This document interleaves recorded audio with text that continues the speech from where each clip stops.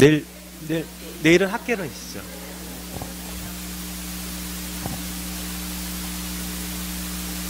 근데 공부 잘하시던 분, 자꾸, 하신 건가요? 아니면 같이 다니시던 분? 그렇죠.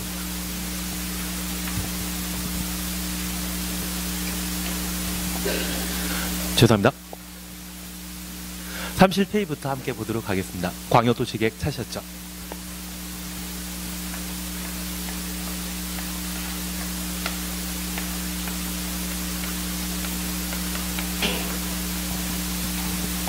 간혹 부동산과 함께 하시고 부동산 IQ가 높다고 하면 한 2달 수업만 듣더라도 충분히 전 과정을 쉽게 숙지할 수 있기 때문에 그 다음부터는 혼자 하셔도 상관없으십니다. 그거 말이 좀 안 되는 상황이고 사실은 힘드시더라도 아마 새해 목표 새로 세우시면서 올해 자기 돈 꼭따기로 마음 먹으셨다고 하면 진짜 저녁 때 수업 들으시더라도 한 시간에 2시간 정도 꼭 복습을 해주셔야 됩니다. 이쪽은 아니고 하여튼 1차 쪽 위주로 먼저 특히 민법은 시간을 좀 많이 할애하시면 천천히 하시면 됩니다. 천천히 하시면 됩니다. 하시면 좋긴 좋은데 하시면 참 좋긴 좋은데 하시면 참 좋긴 좋은데 대신 아마 제가 공법에 수업해 나가게 된다면 아마 3, 4월 달에는 전 분야에 대해 수업을 해 나가게 될 겁니다. 그리고 그 전 부분에는 우리 시험이 한 100점 나오는 게 책 한 권 전체라고 하면 제가 수업해 나가는 게 아마 절반 정도가 되게 될 겁니다. 이 절반 하게 되면 절반에서 80%에서 90% 정도 시험에 나오고 나머지 절반은 지역적인 문제가 출제되거나 또는 한 10년, 20년 만에 한번 출제되는 파트가 있습니다. 그 부분에 대해서는 버리는 게 마음 편합니다. 그리고 저 50% 중에 한 4분의 1, 25% 공부하시게 되면 여기에서 60점에서 70점 정도 나올 수 있는 시험 부분이 반복 출제되게 됩니다. 한 제가 10년 전만 하더라도 다 하려고 노력했었거든요. 워낙 양이 많다 보니 일주일에 한 달에 2번 정도 공법 보강해야만 진도 다 끝나더라고요. 그리고 다들 한 번씩 하고 분명 수업 시간 중에 강조했던 이야기가 시험에 나왔는데 이게 나왔는지 수업 시간에 들었는지 안 들었는지 기억이 안 나신다고 하더라고요. 그 다음부터는 스스로 자가 발전해서 시험에 반복 출제할 수 있는 부분을 한 3번, 4번 반복하는 것이 합격에 도움이 된다 생각해서 그 다음부터는 한 4분의 1 정도만 하고 있습니다. 이것만 하더라도 충분히 60, 70 나오시더라고요. 다만 앞서 제가 말드렸듯이 국토계획법에 관한 내용이 충분히 숙지되고 통달하게 되었을 때 한 12문제 중에 10문제 정도 맞추시게 되면 그때 개발법 들어가셔야 됩니다. 그리고 개발법에 대해 어느 정도 체계 잡아 놓으시게 된다면 그 다음에 도정법을 건축법과 주택법은 그냥 하셔야 됩니다. 점수 따기 쉬운 파트이기 때문에 그 부분은 쭉 해나가셔야 되고요. 개발법과 도정법에 대해서만 뒤로 미루시는 게 시험에 합격할 수 있는 공부 방법이 되게 됩니다. 그래서 요즘은 요걸 열심히 하고 있습니다. 아마 3, 4월 달에는 전체를 50%를 하게 될 테지만 얘는 아예 안 할 겁니다. 예, 알겠습니다. 하여튼 이쪽 위주로 해나가시는 게 좀 더 좋지 않나 싶습니다. 그리고 아마 오늘 수업 들으시게 되면 진짜 공법 참 와닿지 않는다 그 생각 많이 하실 겁니다. 그래서 이걸 빨리 좀 적응해 나가시고자 한다고 하면 11, 12 과정에 다음 주에는 도시군 관리계획 해 나갈 거거든요. 그리고 용도지역과 용도지구제를 공부해 나가게 될 겁니다. 그걸 한번 미리 들으시면 괜찮습니다.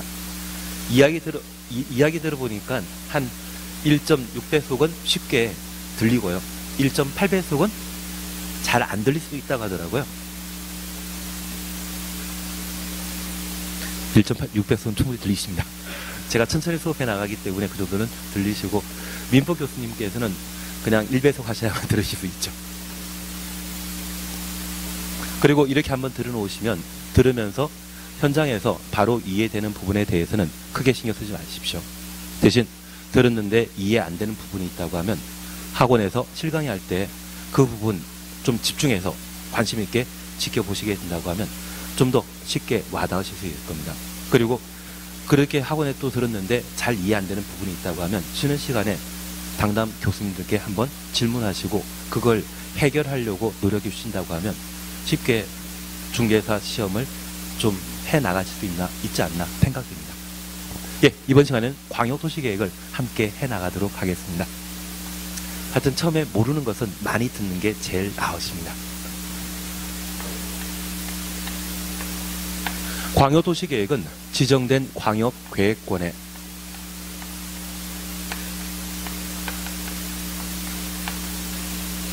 장기 발전 방향을 제시하는 행정계획을 광역도시계획이라 표현하게 됩니다. 이 광역계획권을 지정하는 주된 목적은 둘 이상의 특광 시군에 걸쳐 도로 등의 광역시설을 설치하고자 광역계획권이 지정될 수 있습니다. 여기 광역계획권은 특정한 장소에 관한 개념인데 이 장소에 관한 사항을 권 또는 용도 지역, 지구, 구역이란 말로 각각 달리 표현하고 있습니다. 다만 이러한 표현들은 우리가 스쿨존이란 말 들어본 적 있으시죠? 그래서 그 존이란 개념을 이 법을 만드신 분 취향에 따라 지역, 지구, 구역 또는 권이란 말로 대신 표현하게 됩니다. 그런데 이런 장소에 관한 개념은 그 필요시에 지정할 수 있습니다. 반면에 이러한 장소가 결정되었다고 하면 그 장소에 대한 발전 방향을 제시하는 각종 행정계획은 반드시 수립돼야 됩니다. 그래서 지역, 지구, 구역과 관련되어서는 지정할 수 있는 이미 사항인 반면 그런 지역, 지구가 결정되었다고 하면 그곳에 발전 방향을 제시하는 행정계획은 수립하여야 한다. 그런 개념으로 살펴놓습니다. 이게 갖춰지시게 된다고 하면 향후 공법 정리하는 게 수월해집니다. 그러면 이 광역계획권은 우리 구리시와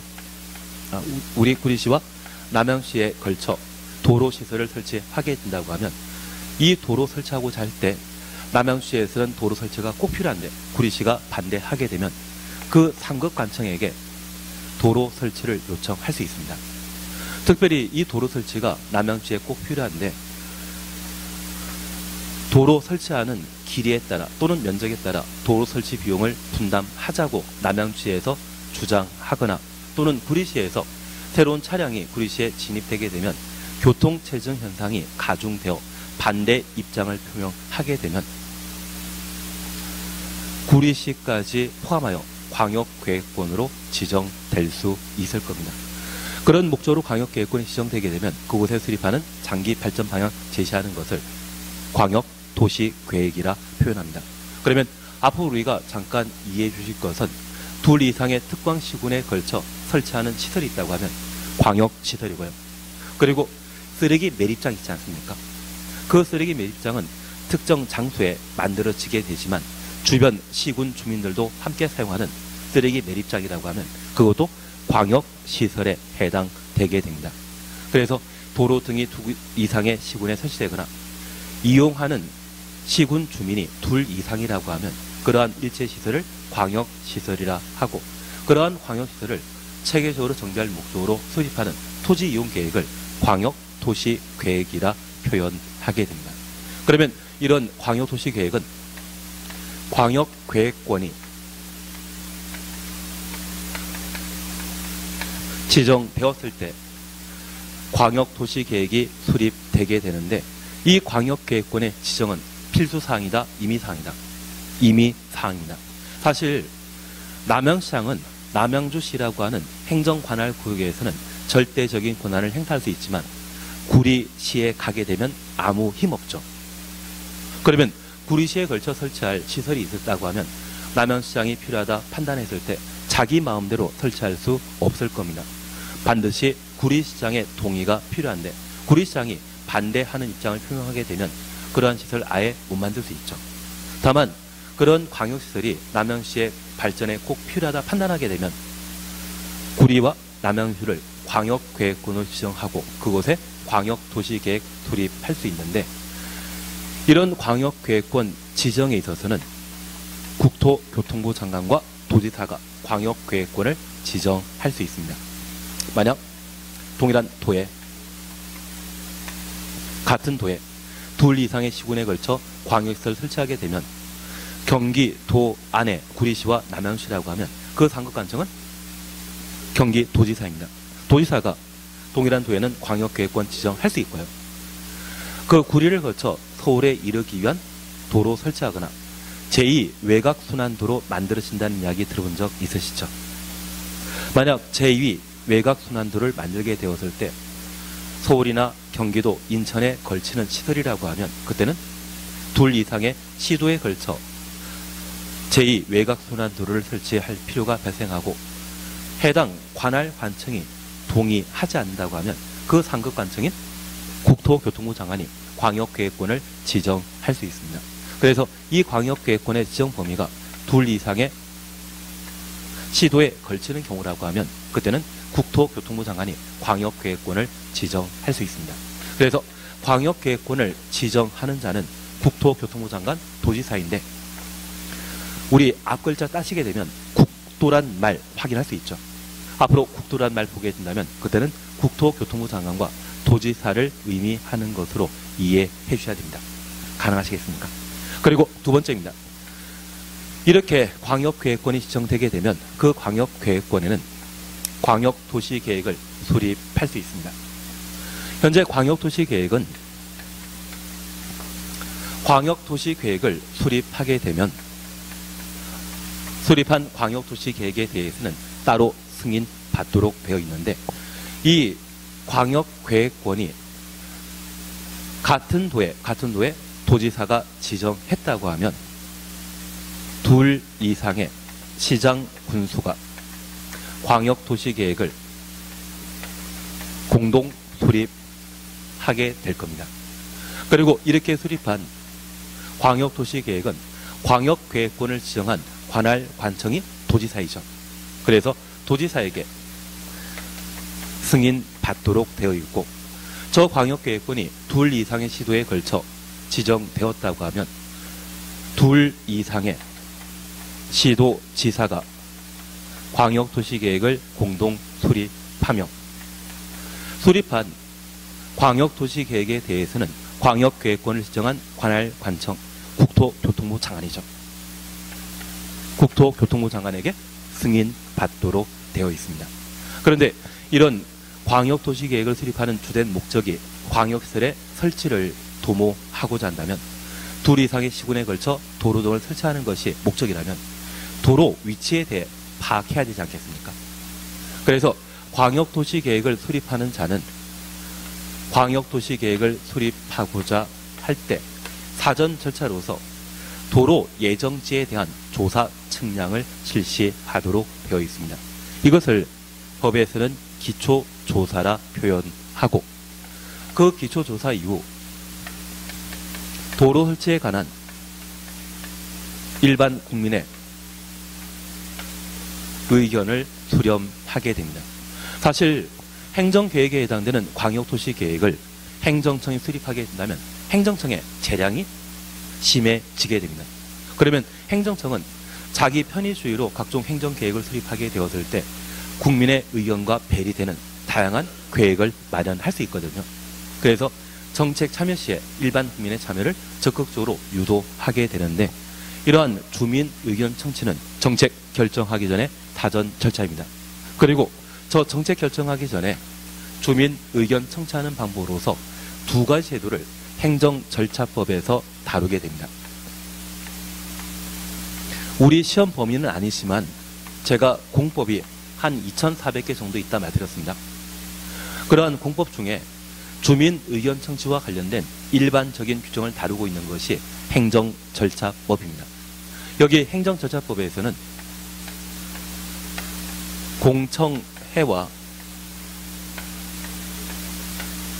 정책 위반과 관련된 사안에 대해 공고하고 일반 주민에게 열람시키는 방법을 채택하고 있습니다. 여기 공청회는 우리 학원 강의실처럼 이런 강의실에 주민 및 전문가를 소집해서 이곳에서 구두로 의견을 수렴하는 절차를 공청회라 표현하게 됩니다. 이러한 공청회와 관련되어 행정절차법에서는 공청회를 개최하게 되면 14일 전에 미리 공고하도록 되어 있는데, 사실 우리 일주일 사이에, 오늘 이후에 일주일 사이에는 어떤 약속 같은 게 각각 정해져 있지 않습니까? 그런데 2주 후에 약속은 거의 없습니다. 그래서 일반 국민의 일상생활들을 고려해서 이 공청회 개최와 관련되어서는 개최 예정일 14일 전에 행정절차법에서 공청회 개최를 미리 공고하도록 되어 있습니다. 현재 공청회 개최 방법에 있어서는 보통 오찬 모임이라는 게 있습니다. 조찬 모임이라는 게 있고, 그리고 오후 1시에 시행하는 경우가 있는데, 오후 1시에 시행하게 된다고 하면 밥 주는 거 없거든요. 반면에 조찬 모임에 참여하라고 하면 아침밥을 주고 대접받는 느낌이십니다. 나중 우리가 자기 아시고 여기 남양주에서 협회 임원이 되신 상태에서 부동산 중개업을 한 10년 정도 하시게 되면 저런 모임에 초대받게 되는데, 오후 1시에 모이라고 하면 가실 필요 없습니다. 가봤자 들을 거 별로 없습니다. 조찬 모임에 참석하라고 하면 대접받는 입장으로 가보시면 괜찮습니다. 그리고 여기 공람 절차를 공고, 열람의 준말인데, 저 열람은 우리 가끔 부동산 경매하는 법원에 가보신 적 있습니까? 그 경매하는 데 가보시게 되면 경매 매물에 대한 여러 가지 서류들을 비치해 놓고 있는데, 그것을 내가 보고 그와 관련된 의견을 제시해주는 방법을 공람 절차라 표현하게 됩니다. 우리 남양주시에 나중에 부동산 중개업하다 보면 진짜 매물이 안 나오는 동네가 있습니다. 그 매물이 안 나온다고 하면 그 매물 확보하는 방법은 경매나 공매를 통해 미리 매물을 확보하는 방법이 있습니다. 그래서 나중에 법원 경매나 또는 공매 절차가 진행된다고 하면 한 번씩은 방문하시는 것도 괜찮을 것 같습니다. 그러면 여기 열람 기간이라는 것을 정해놓게 되는데, 이 열람 기간은 행정절차법에서 14일 이상으로 정해놓고, 저 열람 기간 중에 일정한 서류를 살펴보고 그 서류와 관련되어 자신의 의견을 제시하는 방법을 공람 절차라 표현하고 있습니다. 현재 우리 부동산 공부에서는 공청회와 관련된 사항을 총 5군데 제시하게 되는데, 그 중에 시험에 나오는 것은 딱 3군데입니다. 오늘 우리가 함께 공부하시게 되는 광역도시계획, 그리고 도시군 기본계획의 수립 시에는 이 공람 절차에 관한 사안들을 따로 정해 놓고 있습니다. 그리고 또 하나 시험에 나오는 것이 있다고 하면 도시개발구역의 지정과 관련되어 그 단위 면적이 100만 제곱미터 이상이면 주민 공람 절차 거친 이후에 공청회를 따로 진행하도록 되어 있습니다. 시험에 나오는 것 딱 3군데입니다. 그 3군데 중에 국토계획법에서는 2군데에서만 공청회에 관한 사안들을 두고, 나머지 주민 의견 청취 방법은 죄다 무엇이다? 공람, 열람 절차라는 것 확인하시고 이러한 때 항상 14일이라는 것을 살펴놓습니다. 그래서 광역도시계획 수립과 관련된 주민 의견 청취 방법은 공청회라는 것을 하나 확인해 놓습니다. 그리고 이 주민 의견 청취와 함께 지방의회 의견 청취 절차를 진행하게 됩니다. 사실 남양주시에서 예산 들여 도로를 설치하고자 한다고 하면 예산 집행과 관련되어서는 지방의회 심의 필요하거든요. 그래서 우리 국회에서 예산 심의 과정을 진행하는 것 알고 계시다고 하면 지방자탄제에서 예산 집행하기 위해서는 누구의 의견 필요하다? 지방의회 의견 청취를 거치도록 되어 있습니다. 이러한 3가지 절차를 진행하여 광역도시계획을 시도의사, 시장군수가 각각 공동 수립하게 됩니다. 수립한 광역도시계획에 대해서는 광역도시계획을 수립하는 장소는 어디입니까? 광역계획권이거든요. 그 광역계획권을 지정한 자 국토였습니다. 그러면 광역계획권을 국토교통부 장관과 도지사가 지정했다면 지정 목적이 있겠죠. 그런 지정 목적을 달성할 수 있는 훌륭한 광역도시계획을 수립해 오면 이에 대해 승인해 주게 될 겁니다. 그리고 승인한 광역도시계획에 대해서는 수립한 자에게 다시 돌려주게 되는데, 송부받은 광역도시계획을 수립한 자는 확정된 광역도시계획을 일반인이 열람할 수 있도록 공개하게 되는데, 저러한 열람 기간에 대해서는 30일 이상으로 현재 정해놓게 됩니다. 다만 이 열람은 정책 수립 전입니까? 후입니까? 후입니다. 그래서 확정된 광역도시계획을 알려주기 위한 열람은 사전 절차에 해당되는 공람, 공청회 하는 별개의 것으로 각각 이해해 주셔야 됩니다. 특별히 광역도시계획을 승인하는 자는 국토교통부 장관과 도지사였습니다. 여기 국토교통부 장관과 도지사가 광역도시계획을 승인하는 때 진행하는 절차로서 협의, 심의에 관한 절차를 각각 마련하게 됩니다. 하나 이해하실 것이 있습니다. 우리가 알고 있는 국토교통부 장관과 경기도지사는 정치가이지 부동산 전문가 아니죠. 그러면 이들은 부동산에 대한 전문성이 결여되어 있기 때문에 도시계획위원회 심의 절차를 거쳐 부동산과 관련된 다양한 정책을 결정하도록 되어 있습니다.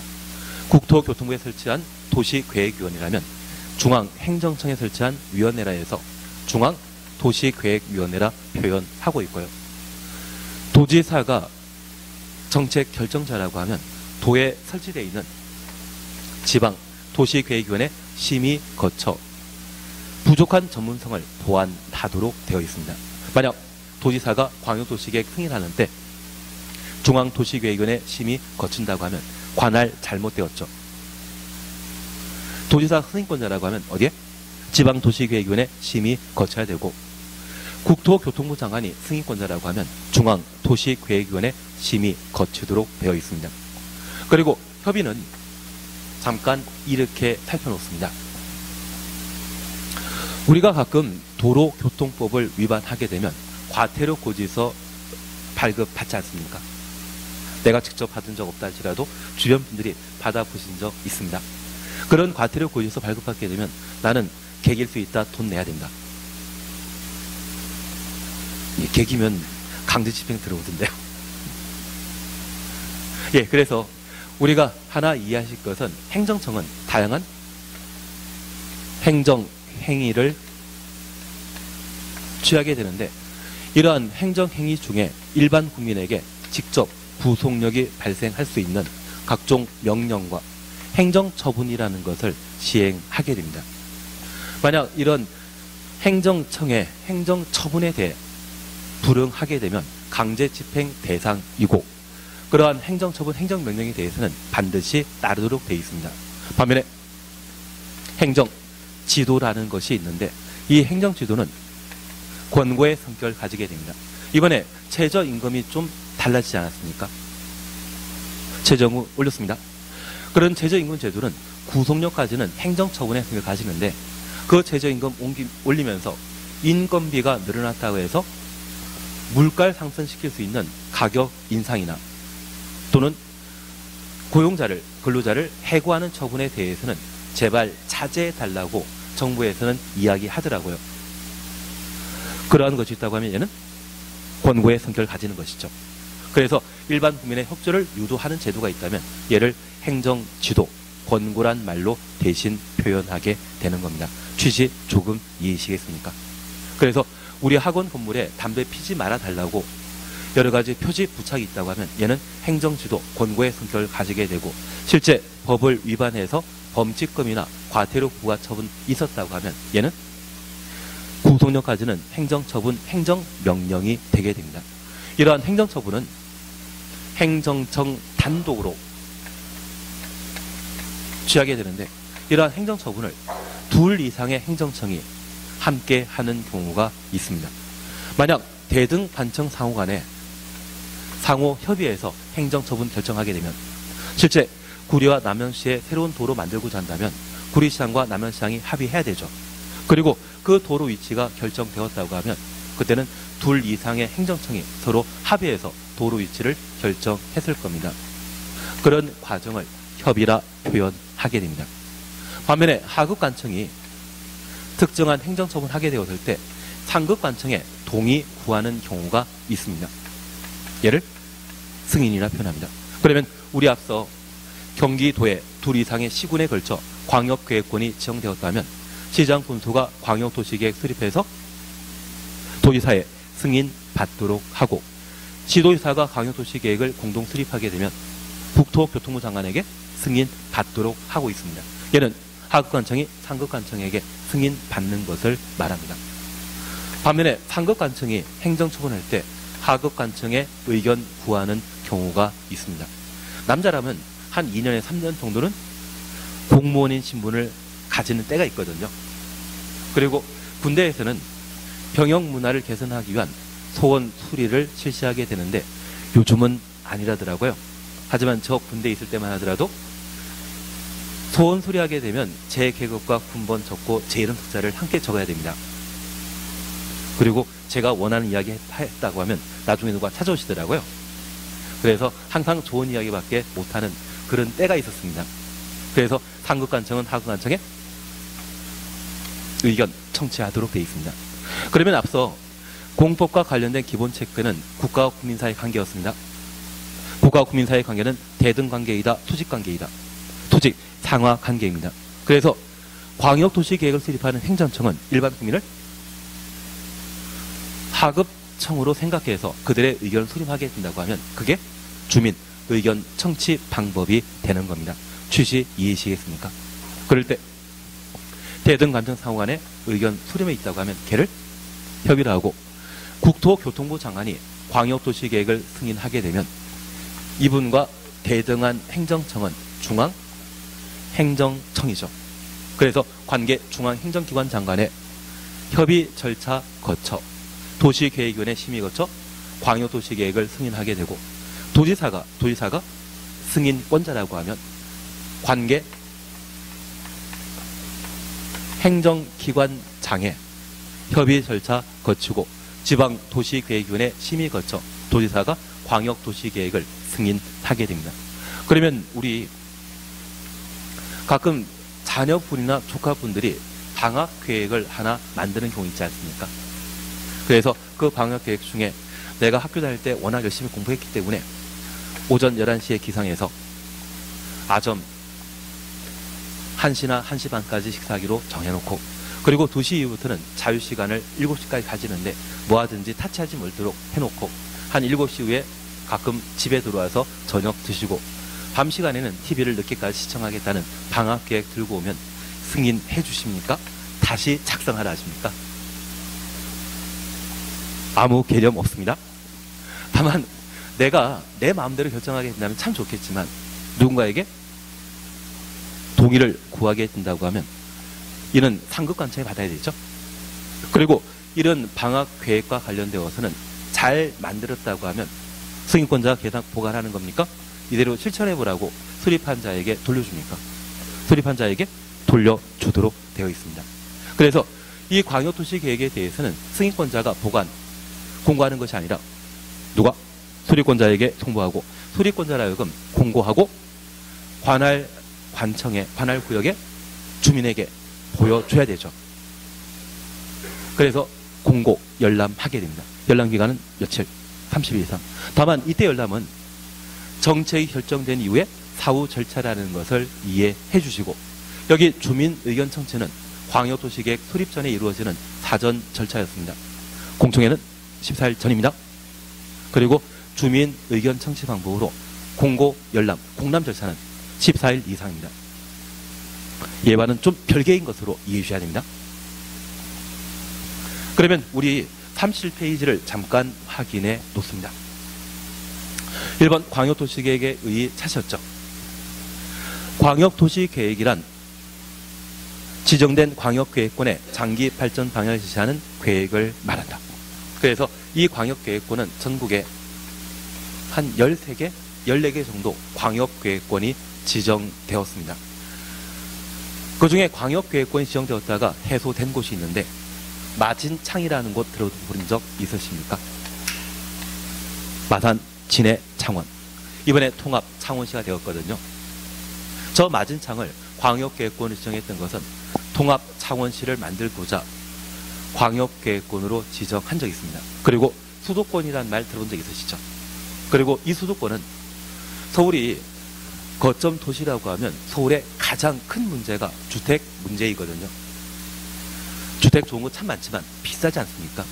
그래서 수도권 일대 서울과 경계를 접하는 대표 도시가 있다고 하면 그러한 곳을 베드타운 형식으로 1980년대에는 개발 사업을 시행한 적이 있습니다. 그래서 애초 일산이나 분당 그리고 안양이라는 곳 있지 않습니까? 안양 편촌이라는 곳 들어본 적 있으시죠? 그러한 도시는 서울의 위성도시 베드타운으로 개발했고 그곳에 거주하시는 분들이 일자리를 위해 서울에 출퇴근하기 쉽도록 광역 교통망을 확보하여 수도권 정비 계획을 각각 마련한 적이 있습니다. 수도권 계속 가는 것 같지 않습니까? 그리고 우리 황해권이란 말 들어본 적 있으십니까? 서해안, 그래서 평택을 거점 도시로 개발하면서 주변에 안성이나 화성, 수원 등을 배후 도시로 개발하여 평택항에 최근 삼성전자에서는 100조 정도의 반도체 개발 공장을 만들겠다 발표한 적이 있는데 이 광역계획권 덕분에 평택에는 서정리역이라고 하는 지하철역이 있거든요. 끝에 서정리라고 하면 시골 마을이었겠습니까? 도시였겠습니까? 시골 마을입니다. 얘가 8년, 9년 전만 하더라도 진짜 시골 마을에 해당되는 것으로 그 당시에 평균, 보통 상업지역의 땅이 한 100만 원 안 됐거든요. 100만 원, 120만 원 했는데 요즘 가보면 서울 강남 저리 가라입니다. 괜한 이야기 들었나 봅니다. 아니 그건 아니고 너무 많이 올라가가지고 그래서 나중에 경기도 종합계획이나 또는 국토 종합계획에서 어떤 광역계획을 수정하고 뭔가 개발사업 발표하게 된다면 그때 거점 도시와 배후 도시가 있거든요. 그 거점 도시라고 하면 해당 지역의 중심 도시로서 개발 여지가 좀 큰 그런 도시 지역이 되게 됩니다. 사실 경기도 같은 경우에도 서울과 인천 빼버리고 나면 경기 북부 그리고 경기 동부, 경기 남부가 있는데 이 경기 동부에 거점 도시가 바로 남양주입니다. 그래서 이 남양주 기준으로 해서 서울과 남양주 그리고 춘천 연결하는 또는 뭐 동해안과 연결되는 여러 가지 교통망이 정비되어 있는데 우리 남양주시는 가운데 산이 있죠. 보통은 가운데가 분지 형태를 띠고 외곽에 산이 존재하는데 여기에서는 가운데가 산입니다. 그래서 이 천마산 기준으로 외곽에 각각 개발 사업이 진행 중인데 최근 개발되는 곳이 뭐 다산 신도시라고 하면 그곳이 평내 우평지구와 관련되어 있는 남양주시 남북권에 해당되는 곳이고요. 그리고 북쪽에 진접 말고 또 있었는데 진건지구 있습니다. 별내, 태경 그런 쪽이 북부권으로서 이쪽은 노원이나 의정부, 포천과 연결되는 일정한 교통망을 확보하고 그와 관련된 개발 계획을 준비 중입니다. 그리고 이쪽은 자연보전 권역에 해당되는 것으로서 이 자연보전 권역을 개발하게 되면 팔당댐 오염시킬 수 있거든요. 그래서 아예 개발이 좀 거의 힘들지 않나 싶습니다. 그래서 이러한 두 가지를 기준으로 진행하게 되는데 지하철 좀 많이 다니지 않습니까? 그래서 이 남양주시에서는 좀 도시개발과 관련된 공간은 협소하지만 고층으로 개발 사업하는 좀 집약적인 개발 계획이 잡혀 있는 것이 이쪽의 특징입니다. 향후 새로운 지하철 역사가 설정될 수 있는 위치라고 하면 우리 남양주에서는 좀 산이 많다 보니까 그리고 개발 제한 구역이 워낙 많다 보니까 어떤 특정 지역의 개발 제한 구역을 해제하고 그곳에 지하철 역사 중심으로 해서 좀 집중적인 고도적인 개발 사업이 예정되어 있는 게 남양주의 본 모습이 되게 될 겁니다. 그냥 일단 잠깐 지나가시고 광역계획권 조금 이해되시겠습니까? 광역계획권은 일정한 목적을 달성하기 위해 지정할 수 있는 겁니다. 그곳에 수립되는 계획이 있다고 하면 그것을 광역도시계획이라 표현하게 됩니다. 그리고 이번 법적 성질에 대해서는 그냥 지나가십니다. 다음 페이지 3번 보시게 되면 광역도시계획 내용이 있습니다. 얘는 7월 8월달 진행하게 되면 그때 문제 풀이 시간 때 딱 한 번 풀고 평상시에 안 하십니다. 다만 양가로 이번에 수립 기준 찾으셨죠. 광역도시계획의 수립 기준 등은 기준 동원해 놓습니다. 대통령령이 정하는 바에 따라 국토교통부 장관이 정한다. 국토교통부 장관 줄만 쳐놓습니다. 앞으로 공법과 관련되어 각종 기준은 국토교통부 장관이 정한다. 기준은 항상 누가 정하는 것입니까? 국장이. 하나 이해하실 것이 있습니다. 우리 시험에 매번 출제하게 되면 저 기준을 시도지사가 정한다. 또는 시도지사가 국토교통부 장관과 협의하여서 기준 정한다. 그런 형태로 틀린 질문 나오는데 기준 하면 항상 장관이 결정하는 것으로 기억해 놓습니다. 하늘색 파란 내용에 대해서는 보는 거 아닙니다. 다만 가끔 잠이 안 오신다고 하면 수면제 대용으로 읽어보시면 조만간 주무실 수 있는 여지가 있습니다. 파란색 보는 거 아니십니다. 그리고 39페이지에 광역계획권 지정 찾으셨죠. 양가 1번 지정 대상입니다. 국토교통부 장관 또는 도지사는 국토교통부 장관 또는 도지사 가로 해놓습니다.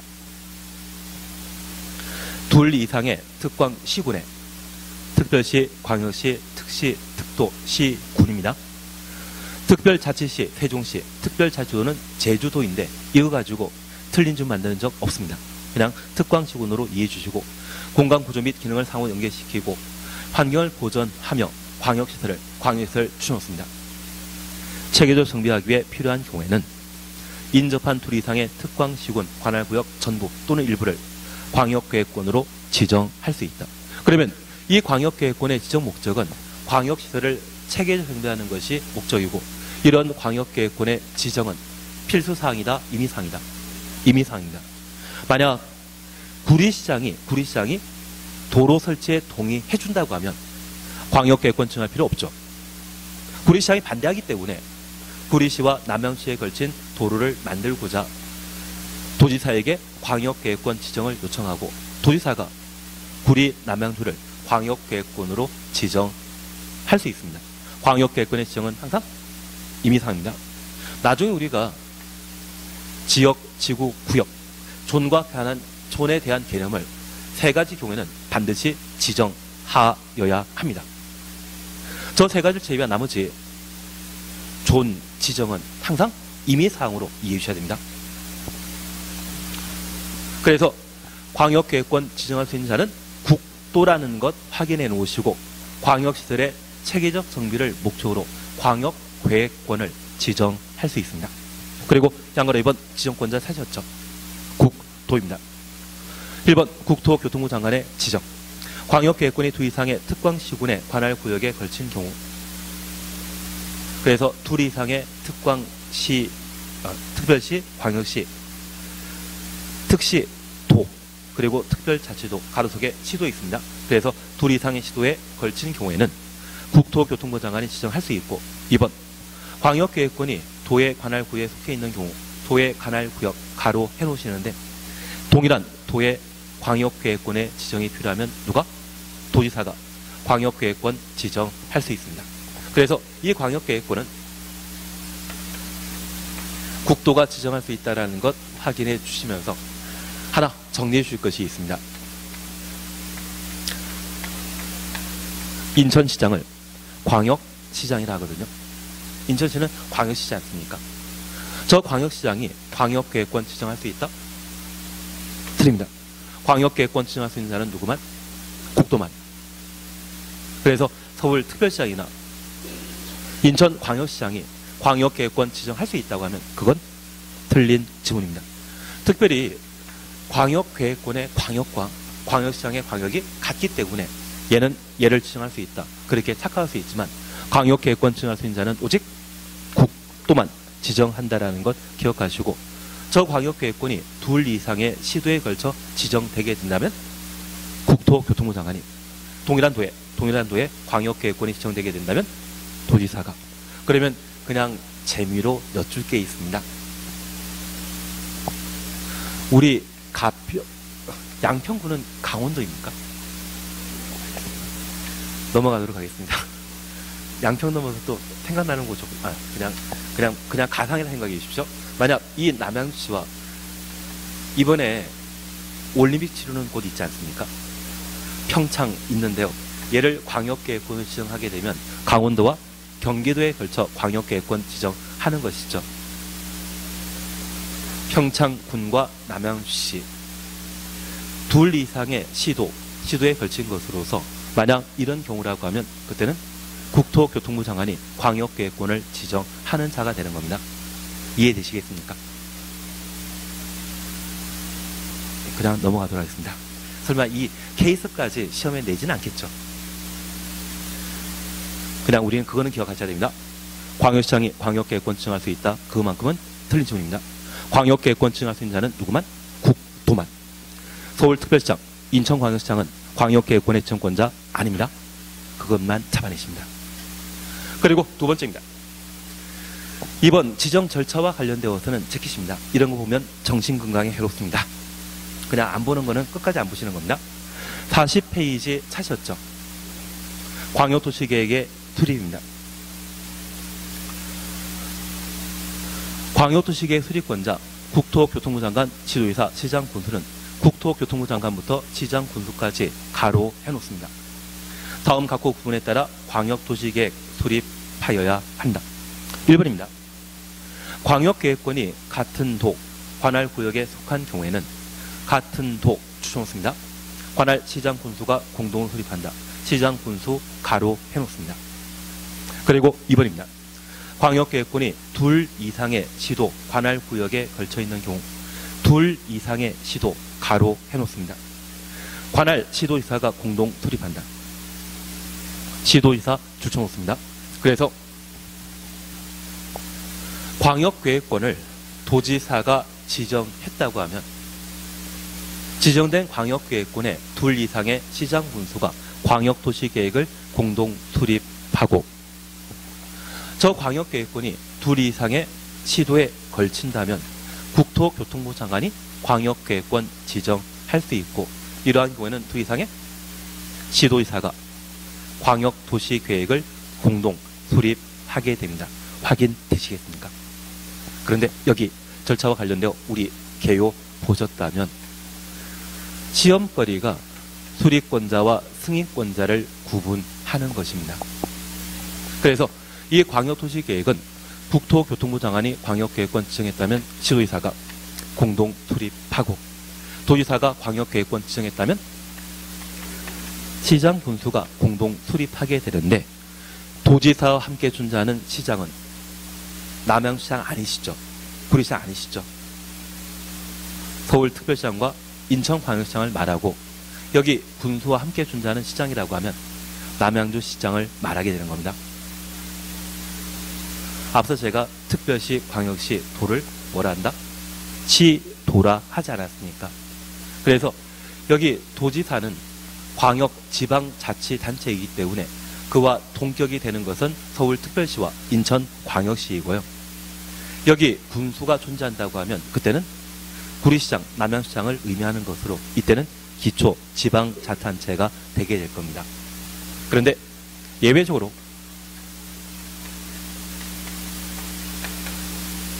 국토가 광역도시계획을 수립하는 각각의 세 가지 경우가 존재합니다. 잠깐 우리 이렇게 이해해 주시면 좋겠는데요. 우리가 민법 공부하시면서 법률 행위의 당사자가 개인과 개인, 사인과 사인이라면 민법을 적용하게 되는데 상법의 적용을 받게 되는 주식회사 등의 상법상 존재가 법률 행위의 당사자 되게 된다면 민법 적용합니까? 상법 적용합니까? 상법 적용하게 됩니다. 그래서 법률관계 당사자 중에 한 축이 상법의 존재라고 하면 그때는 상법을 우선 적용하게 됩니다. 그래서 우리 이런 경우는 특별한 예외 조건을 제시했기 때문에 예외에 해당되는 특별법의 상법을 적용하고 우리가 민법 공부하시다 보면 내가 돈을 빌려줬을 때 그 대여금을 돌려받을 수 있는 청구권과 관련된 소멸시효를 공부하게 되면 민법 구성원은 법을 잘 모르기 때문에 대여금 소멸시효에 대해서는 10년으로 정해놓고 있거든요. 반면에 공법이나 이 상법을 적용하게 된다면 얘는 전문가이거든요. 그래서 상법상 대여금 반환과 관련된 청구권에 대한 소멸시효에 대해서는 그 절반인 5년으로 정해 놓고 있습니다. 그래서 대여금 반환 청구권 민법에서는 10년이지만 상법이나 공법과 관련된 청구권과 관련된 소멸시효를 몇 년을 제한한다? 5년으로. 그래서 우리 민법 나중에 공부하시다 보면 내가 오늘 우리 학원 아래층에 있는 식당 가셔서 밥을 먹었는데 돈 안 내고 도망가게 되면 그 식비에 대한 소멸시효는 1년이지 않습니까? 변호사 수임료 떼어먹고 내가 도망치게 된다고 하면 그때 소멸시효는 3년을 정해놓고 있는데 이러한 것들은 일반적인 민법상의 규정이고요. 특별법의 성격을 가지게 되는 공법이나 또는 상법에 있어서는 다른 제도, 전문가를 상대하기 때문에 그 기간을 좀 단축시키는 게 특징입니다. 그게 일반법과 특별법이거든요. 그러면 통상적인 광역도시계획 수립하는 자는 지도이사, 시장군수가 각각 공동 수립하게 되지만 예외적으로 국토가 수립권자라고 하면 이 예외 적용 조건이 있겠죠. 각각 몇 개씩? 3개. 그래서 그 3가지 예외를 적용할 수 있는 조건이 무엇인지 그걸 함께 나가시는 게 광역도시계획과 관련된 시험 범위가 되게 됩니다. 얘는 무조건 잡아주셔야 됩니다. 예, 그러면 3번부터 6번까지를 이렇게 묶어 놓으시는데 저 4가지가 예외입니다. 우선 양가로 3번 찾으셨죠? 광역계획권 지난 날부터 3년 지날 때까지 3년 추놓습니다. 관할 시장 군수로부터 광역도시계획에 승인 신청 없는 경우에는 도지사가 수립한다. 승인 신청 없는 가로 해놓습니다. 도지사 단독 수립합니다. 그리고 4번입니다. 국토교통부 장관 단독 수립 사셨죠? 국가계획과 관련된 광역도시계획 수립이 필요한 경우 국가계획 추놓습니다. 광역계획권 지난 날부터 3년 지날 때까지 3년 추천놓습니다. 시도지사로부터 광역도시계획에 승인 신청 없는 경우에는 국토교통부 장관이 수립한다. 승인 신청 없는 가로 해놓습니다. 그리고 양가로 5번입니다. 국토교통부 장관은 시도지사가 요청하는 경우 요청 추천놓습니다. 관할 시도지사와 공동으로 공동 동굴해 놓습니다. 광역도시계획을 수립할 수 있다. 그리고 6번 동그라미 1번입니다. 도지사는 시장 군수가 요청하는 경우 요청 추천놓습니다. 관할 시장 군수와 공동으로 광역도시계획 수립할 수 있으며 공동 동그라미 놓습니다. 그리고 동그라미 2번 찾으셨죠? 시장 군수가 협의 거쳐 요청하는 경우 협의 거쳐 요청하는 경우 협의 거쳐 요청까지 추천놓습니다. 그리고 협의 동그라미 놓습니다. 단독으로 광역도시계획 수립할 수 있다. 단독 동그라미 해놓습니다. 그러면 국토교통부 장관과 도지사가 광역도시계획을 예외적으로 수립하는 상황은 각각 3가지입니다. 그 중에 국토교통부 장관은 국가계획과 관련된 광역도시계획 수립할 때는 단독 수립할 수 있습니다. 이번에 서울에서 목포까지 KTX가 연결된다더라고요. 그리고 무한 공항 거치는 KTX 노선이 발표된 적이 있는데 신문 보셨습니까? 예, 본 적 없습니다. 다만 우리가 하나 이해하실 것은 이렇게 KTX를 2 이상의 시도에 걸쳐 설치하는 광역시설이라고 하면 원래 시도지사가 공동 수립해야 되죠. 그러면 저 시도지사가 KTX의 정차역을 선정할 때 자신의 행정관할 구역에 많이 설치한다? 거의 설치 안 한다. 많이 설치하려고 할 것입니다. 여기 만들어지게 되면 해당 지역의 발전이 좀 더 가속화될 수 있거든요. 그런데 이렇게 시도지사가 저 KTX 정류역을 자신이 결정하게 된다면 아마 쟤는 KTX가 아니라 무궁화호가 될 것 같은데요. 역 참 많아지지 않겠습니까? 그런 것을 방지할 목적으로 저런 국가계획과 관련된 광역도시계획 수립에 있어서는 누가? 국토교통부 장관 단독 수립하게 되는 겁니다. 취지 이해하시겠습니까? 그래서 국가계획과 관련되어서는 누가? 국토교통부 장관이 수립한다라는 것 하나 확인해 놓습니다. 그리고 광역계획권을 지정했는데 3년 이내 시도지사가 광역도시계획의 승인을 신청하지 않았다면 광역계획권의 관할 관청은 국토교통부 장관이죠. 그래서 그 지정 목적을 달성할 목적으로 국토교통부 장관이 단독 수립할 수 있습니다. 취지 이해하시겠습니까? 그런데 이 광역도시계획은 보통 광역시설을 설치하는 것을 목적으로 하거든요. 저 광역시설 만들게 되면 돈이 되겠습니까? 돈이 안 되겠습니까? 돈이 될 것 같은데요. 각종 개발 사업 하게 되면 해당 지역에 고용 효과나 여러 가지 수입이 발생할 수 있거든요. 그래서 개발 사업 싫어하는 특광시구는 대한민국에 없습니다. 뭔가 개발 사업 참 하길 원하는데 만약 이 개발 사업이 쓰레기 매립장이라고 하면 내년에 올 6월 달에 선거 치러야 되고 꼭 당선돼야 되겠는데 그걸 지도의사가 결정하게 된다고 하면 다음 선거가 불안하지 않습니까?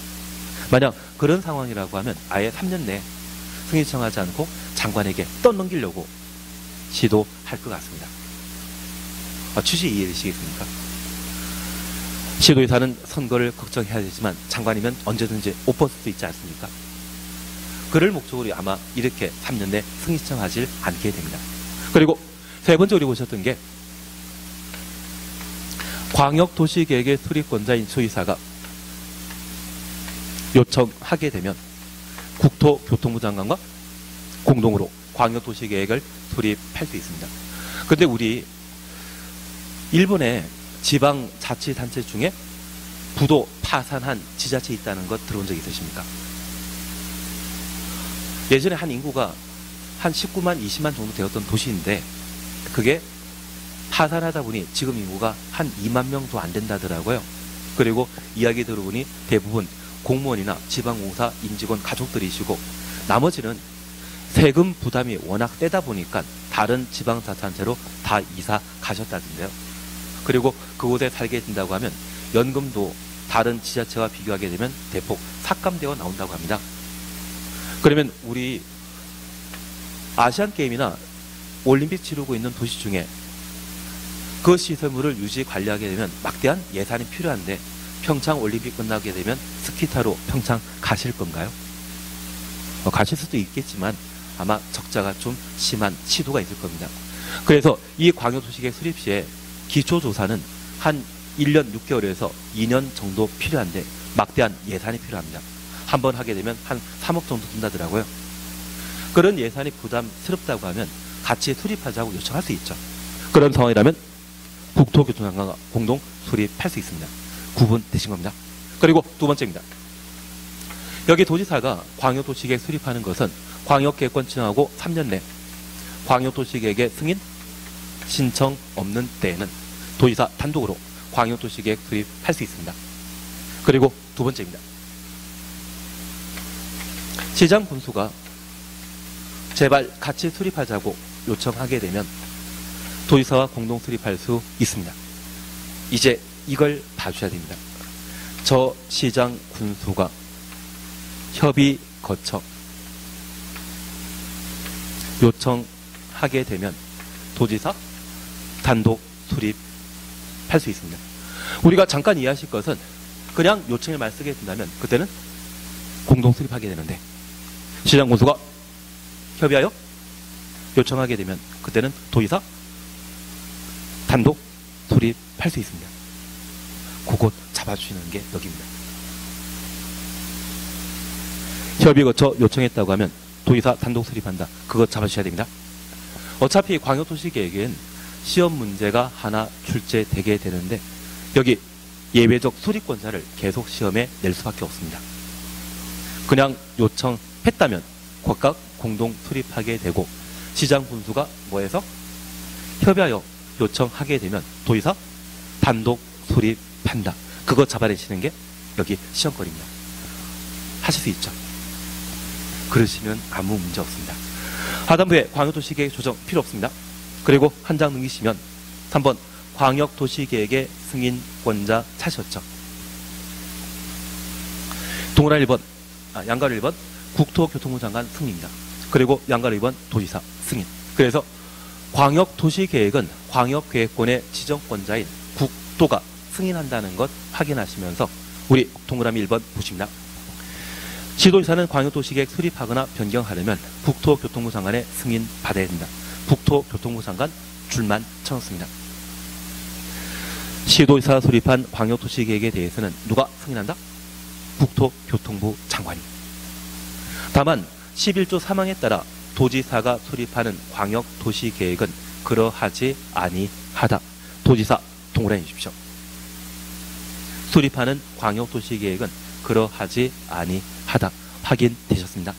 그러면 잠깐 우리 이해하실 것은 광역계획권이 경기도에 남양시와 구리시에 걸쳐 지정되었다고 하면 광역계획권 지정은 도지사가 하게 됩니다.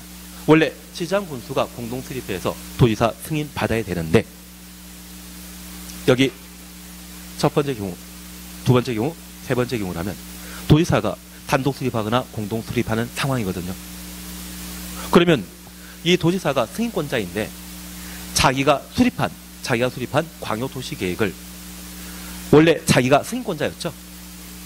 따로 장관에게 승인받을 필요 있다 없다. 자기 권한에 해당되는 것을 이 예외적인 상황이 발생해서 도지사가 수립권자가 되었던 것이거든요. 그래서 광역도시계획을 도지사가 단독 수립하거나 공동 수립했다고 하면 자기가 승인할 광역도시계획이었기 때문에 따로 장관에게 승인받을 필요 없죠.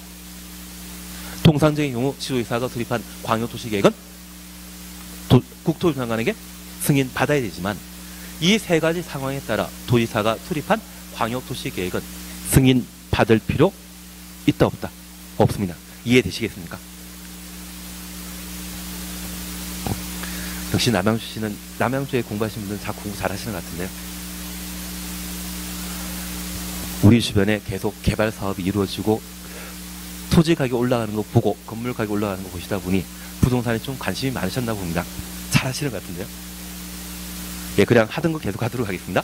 그래서 여기 도지사 수립한 이때 수립은 시도지사가 공동 수립하는 거 아니죠.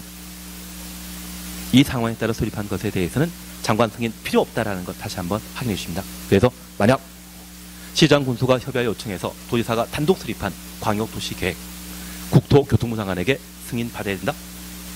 이 세 가지 예외 조건 설명하면서 도지사가 수립한 것을 장관에게 승인받는다. 그런 취지라고 하면 바로 틀린 지문입니다. 이해되시겠습니까? 예, 양가로 2번입니다. 도지사 승인 찾으셨죠? 시장 군수는 광역도시계획 수립하거나 변경하려면 도지사의 승인 받아야 된다. 시장 군수 추천 오시고 도지사 줄만 쳐놓습니다. 그래서 시도지사가 수립한 광역도시계획은 국토교통부 장관에게 승인 받아야 되고 시장 군수가 수립한 광역도시계획은 도지사 승인 필요하다라는 것 확인해 놓습니다. 그리고 4. 절차입니다. 양가 1번 기초조사 사셨죠? 동그라미 1번입니다. 국토교통부 장관, 시도지사, 시장 군수는 국토교통부 장관부터 시장 군수까지 가로 해놓습니다. 광역도시계획을 수립하거나 변경하려면 수립 동그라미 놓습니다. 그 광역도시계획 수립 변경에 필요한 사항을 대통령령이 정하는 바에 따라 조사하거나 측량하여야 한다. 광역도시계획의 기초조사는 필수사항이죠. 그리고 광역도시계획은 원칙적으로 시도지사, 시장 군수가 수립하게 되는데 예외적으로 국도가 수립할 수 있습니다. 그러면 계급 순으로 나열하게 된다면 국토교통부 장관 제일 먼저 나오고 그 다음에 시도지사, 그 다음에 시장 군수가 나오게 됩니다. 국토교통부 장관부터 시장 군수까지는 광역도시계획의 수립권자이죠. 원칙과 예외 있지 않습니까? 그래서 우리 방금 국토교통부 장관부터 시장 군수까지 가로 하셨다면 얘들은 광역도시계획의 수립권자로서 수립 시에 기초조사라고 하는 사전 절차를 진행하여야 한다.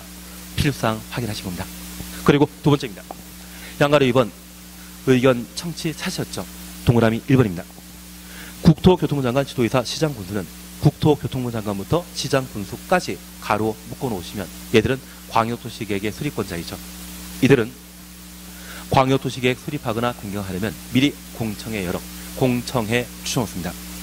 주민과 관계 전문가 등으로부터 의견 들어야 하며 공청회 제시된 의견이 타당한 지정하면 광역도시계획에 반영하여야 한다. 그리고 하늘색 박스가 있습니다. 동그라미 1번과 관련되어 세 번째 줄 보시게 되면 공청회 개최 예정일 14일 전이란 말 확인되시죠? 앞으로 공람 절차와 공청회 이야기 나오면 기본이 14일입니다.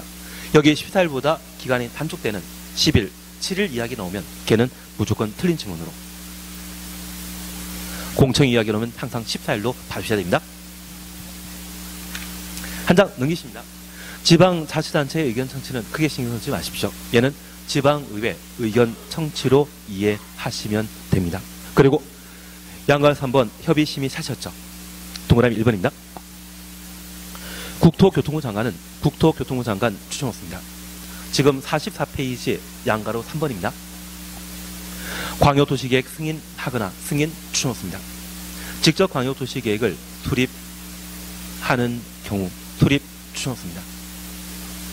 그래서 국토교통부 장관은 원칙적으로 승인권자이지만 세 가지 예외상황, 국가계획 3년 내 승인청 없거나 지도사가 공동 수립 요청하게 되면 공동 수립할 수 있죠. 만약 이런 경우라면 국토교통부 장관이 광역도시계획의 수립권자가 될 수 있습니다. 이해되시겠습니까? 만약 이런 경우라면 관계 중앙행정기관장과 협의한 후 중앙행정기관과 협의 추천했습니다. 중앙도시계획위원회 심의, 중앙도시계획위원회 심의 추천했습니다. 그래서 협의, 심의에 관한 절차 거쳐야 된다. 확인되셨습니다. 그리고 동그라미 3번입니다. 도지사 추천했습니다. 광역도시계획 승인하거나 승인 추천했습니다. 직접 광역도시계획을 수립 또는 변경하려는 경우 수립 추천했습니다. 여기 도지사가 광역도시계획 수립하는 예외적으로 수립하는 것은 몇 개? 3개입니다. 3년 그 숫자 3에서 잡아주셔야 됩니다. 3개에서 3년이라 생각해 주셔야 됩니다. 그리고 시장 군수 요청하게 되면 공동 수립할 수 있고 시장 군수가 뭐하면 협의하여 요청하게 되면 단독 수립할 수 있죠. 그래서 국토교통부 장관과 도지사는 단독 수립하는 것 각각 2개씩, 공동 수립하는 것 각각 하나. 그래서 각각 3개를 국토가 예외적인 수립권자로 봐주셔야 됩니다.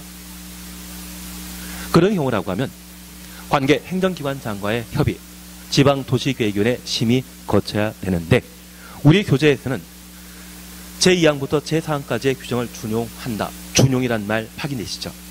얘는 인용한다라는 것을 법률상 표현하게 되었을 때 준용이란 말로 대신하게 됩니다. 협의, 심의에 관한 절차 인용한다는 이야기입니다. 그래서 국토교통부 장관은 도지사로, 중앙행정기관장은 행정기관장으로.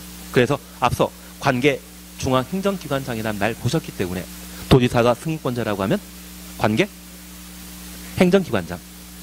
그리고 중앙도시계획위원회는 지방도시계획위원회로 본다. 확인되시죠? 그래서 우리 얘를 꼭 잡아주셔야 됩니다. 만약 도지사가 승인권자라고 하면 관계 행정기관장과의 협의, 지방도시계획위원회 심의, 지방 연결돼야 됩니다. 반면에 국토교통부 장관이 승인권자라고 하면 중앙행정기관장과 중앙도시계획위원회 심의 거쳐야 된다. 장관 나왔는데 지방도시계획위원회가 연결되었다고 하면 관할 잘못된 것입니다. 워낙 자주 시험에 출제되는 패턴이기 때문에 꼭 익혀주십시오. 장관 나오면 중앙입니다. 지방자치단체가 나오게 된다면 관계 행정기관장 협의, 지방도시계획위원회 심의 거쳐야 된다. 그렇게 잡아주셔야 됩니다. 그리고 4번 공고 열람 차셨죠. 광역도시계획을 국도가 승인하게 되면 이를 수립한 자에게 송부하고 수립한 자로 하여금 열람시켜 주도록 정해 놓고 있습니다. 그래서 3번 공고 방식 차셨죠. 뭐 공복, 관보에 한다 이런 거 신경 쓰지 마시고요. 관계 서류 열람 기간은 30일 이상으로 하여야 한다. 다만 이때 열람은 사전 절차입니까? 사후 절차입니까? 사후 절차입니다. 만약 사전 절차라고 하면 14일이고요. 사후 절차이기 때문에 30일 이상 열람시켜준다. 그렇게 확인하셔야 됩니다. 되신 겁니다. 그러면 하나만 잡아주십니다. 현재 광역도시계획 개는 보셨고 이 광역계획권 지정한 자는 국도였습니다. 국도는 동일한 도의 광역계획권 지정 시에는 도지사가, 둘 이상의 시도라고 하면 국토교통부 장관이, 광역시장은 광역계획권 지정할 수 있다. 광역 틀립니다. 이때만 국도만 지정권자라는 것 확인하시고 저 광역계획권 지정했던 국토가 광역도시계획의 승인권자이죠.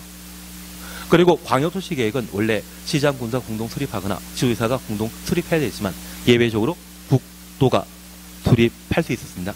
몇 개씩? 3개씩입니다. 제가 부탁드리는 건 딱 하나입니다.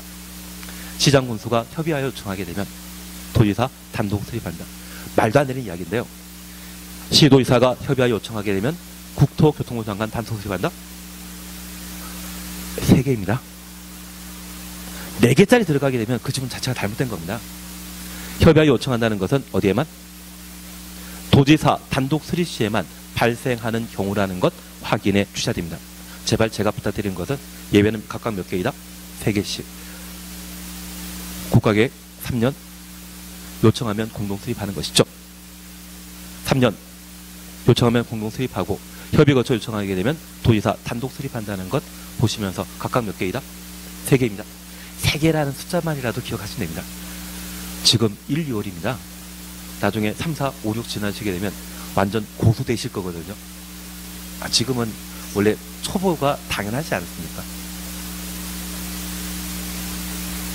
별로 그런 생각 안 하십니다. 예, 이제 하나만 정리하시고 진행하십니다. 광역도시계획의 승인권자는 광역도시계획을 수립할 때 공청회 개최하여야 한다. 맞다 틀리다. 광역도시계획 승인권자는 협의, 심의에 관한 절차만 거치는 것이지 수립에 필요한 사전 절차, 기초조사와 공청회, 지방의회 의견 청취, 얘는 수립권자 할 일이지 승인권자 할 일 아니죠. 지금 광역도시계획 수립권자와 승인권자는 원칙적으로 별개입니다. 예외적으로는 같을 수 있지만 원칙적으로는 서로 다른 사람입니다. 그럴 때 승인권자라고 하면 국도를 말하는 것이고 이 승인권자는 수립에 필요한 사전 절차, 기초조사, 주민 의견 청취, 공청이 있죠. 지방의회 의견 청취, 누가 진행하는 절차입니까? 수립하는 자가 진행할 절차이죠. 현재 광역도시계획 수립하는 자는 지도의사, 시장군수였지 않습니까? 승인권자는 국도입니다. 수립권자와 승인권자는 같은 사람이다. 원칙적으로 다르다. 예외적으로 할 수 있지만 저 예외는 별개의 것이고요. 원칙적으로 수립하는 자와 승인권자는 별개입니다. 그러면 여기 수립하는 자는 기초조사나 공청에 관한 절차를 거치는데 얘는 누가 책임지고 진행하는 것입니까? 수립하는 자가. 반면에 승인권자가 책임지고 진행하는 절차는 협의, 심의 두 가지만이죠. 저 승인권자가 공청회 절차를 진행한다라고 하면 맞다 틀리다. 승인권자 하는 것은 협의, 심의를 하는 것이기 때문에 저 승인권자가 공청회 진행한다. 그런 취지의 지문은 바로 틀린 겁니다. 공청회 등은 누가 책임지고 진행하는 절차이다? 수립권자. 승인권자, 수립권자 일단 별개라는 것 잡아내셔야 됩니다. 그렇게 3개만 하시면 얘는 더 이상 시험 나올 거 별로 없거든요. 쉬었다 하십니다. 쉬었다 하시면 되는데. 예.